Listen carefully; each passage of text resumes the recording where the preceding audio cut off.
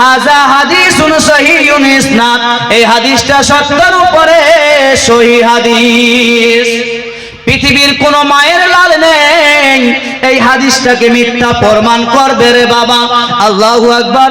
এইভাবে হাদিসটা লেখা হয়েছে কি, হযরতে আদম আলাইহিস সালামকে আল্লাহু রাব্বুল আলামিন যখন সৃষ্টি করলেন, সৃষ্টি করার পরে হযরতে আদম আলাইহিস সালাম যখন নিজের মাথা মুবারককে এইভাবে আসমানের দিকে তাকাইলো, আসমানেতে দেখতে পায় একটা নূর।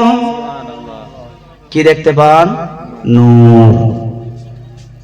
এই আছে না, এরা শুধু বলে নবী মাটি মাটি মাটি বলে না, মাটির ব্যবসা বন্ধ করব, আপনারা শুধু মুখস্থ রাখেন আর কথাগুলো মনে রাখেন, প্রয়োজন পড়লে জবাব দিবেন।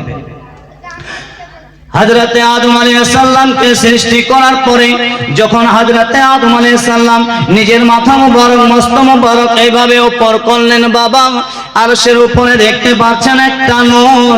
সেই সময় হযরতে আদম শাফিউল্লাহ মওলার কাছে দোয়া করতেছেন, মওলাই রব্বে কারীম, এই যে একটা নূর দেখা যায় আল্লাহ, এই নূরটা কার গো? একটু আমারে বলেন, একটু আমারে বলেন। সেই সময় আল্লাহ জবাব দিয়েছিল, রে বাবা, এই আদম শাফিউল্লাহ শুনে নাও, শুনে নাও, এই আদম শাফিউল্লাহ শুনো শুনো, এই নূরটা হলো তোমার সন্তান হবে। কি হবে? এই নূর তোমার সন্তান হবে।